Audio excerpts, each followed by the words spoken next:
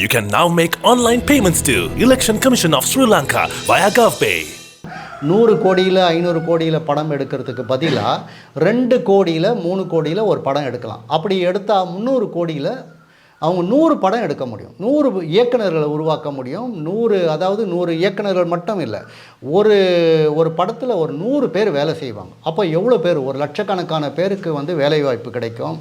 அது இல்லாமல் அந்த குடும்பங்கள் வாழும், நன்றியோடு இருப்பாங்க. அதை மிகப்பெரிய சக்தியாக மாற்றக்கூடிய வாய்ப்பெல்லாம் அவங்களுக்கு இருந்தது. ஆனால் அதெல்லாம் அவங்க செய்யலை. அவங்க ஏதோ ஒரு மோகத்தில் இங்கே வெறும் ரஜினிகாந்த், கமல்ஹாசன் மிகப்பெரிய இயக்குநர்கள், மிகப்பெரிய நடிகர்களை வச்சு படம் எடுத்து இன்றைக்கி அழிஞ்சு போகிற நிலமையில தான் அந்த நிறுவனமே ஆயிருக்கு.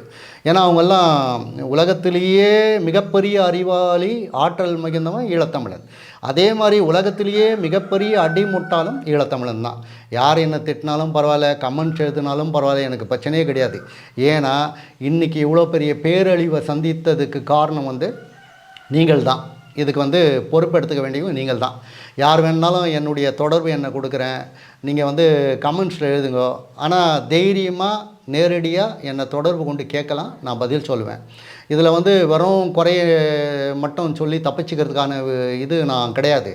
யார் சரியானவன், யார் தெளிவானவன், யார் நமக்கானவன், யார் நமக்கான களத்தில் நிற்கிறான், யார் நமக்காக உழைப்பை போடுறான், உயிரை கொடுக்குற தயாராக இருக்கிறான்றவனை உங்கள் பக்கத்துலேயே இருக்கிறவனை நீங்கள் அடையாளம் காணாமல் எங்கெங்கேயோ தேடி, எங்கெங்கேயோ போட்டு, எங்கெங்கேயோ அழிஞ்சு இன்றைக்கி நடந்துன்னு இருக்குது. நான் எல்லா நாட்டிலையும் பார்த்துருக்குறேன். அங்கே ஒரு சூழலில் நமக்கான நீதி வேணும், நமக்கான நியாயம் வேணும்னு போராட்ட களத்தில் நிற்கிற ஒரு உண்மையாக இருக்கிறவங்களெல்லாம் நீங்கள் விலக்கிட்டு, சந்தேகப்பட்டு, அழிச்சிட்டு, வேறு ஒரு ரூபத்தில் நான் தான் பெரிய கொம்பன், என்கிட்ட தான் எல்லாமே இருக்குது அப்படின்னு ஒரு பேசுகிற தொனியில் தான் நான் இன்றைக்கி எல்லாருமே பார்க்குறேன். இதை நான் நேரடியாகவே சொல்கிறேன். எனக்கு யாரை பற்றியும் கவலை இல்லை, எனக்கு அச்சமும் கிடையாது, நான் யாருக்கும் பயப்படுறவன் கிடையாது. நான் என் மனசாட்சிக்கு மட்டும் பயப்படுறவன். சில கருத்துக்களை பாடம் எடுக்கிறதுக்காக உங்கள்கிட்ட இங்கே வரல, பாடம் எடுக்க வேண்டிய அவசியம் இல்லை. மனசாட்சியை தொட்டு பார்த்து ஒரு 5 நிமிஷம் நீங்கள் கேட்டிங்கன்னா உங்களுக்கு உண்மை தெரியும். இது திரைத்துறையில் ஆனாலும் சரி, நம்முடைய பிரச்சனை ஆனாலும் சரி, நம்ம அதை எப்படி அணுகணும், எப்படி நம்ம ஒற்றுமைப்படுத்தணும். எங்கே பார்த்தாலும், எந்த இடத்துல போனாலும் இவரை போய் பார்த்தா அவரை பற்றி குறை சொல்கிறாரு, அவர்கிட்ட போனால் இவரை பற்றி குறை சொல்கிறாரு. இப்படியே குறை சொல்லிங்கன்னு எவ்வளோ காலத்துக்கு நீங்கள் காலத்தை கடத்துவீங்க?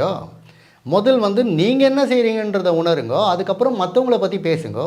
திரைத்துறையில் கூட அவ்வளோதான் சொல்கிறேன் நான். ஒற்றுமையாக நம்ம எல்லா தமிழினமும் ஒன்றா இணைஞ்சு செயல்பட்டால், அது திரைத்துறையானாலும் சரி, அது கலைத்துறையானாலும் சரி, இல்லை நம்முடைய களமானாலும் சரி, கண்டிப்பாக நமக்கான வெற்றி கிடைக்குன்றதுல மாற்று கருத்து கிடையாது. கண்டிப்பாக இது கிடைக்குன்ற நம்பிக்கை எனக்கு மட்டும்தான் இருக்குது.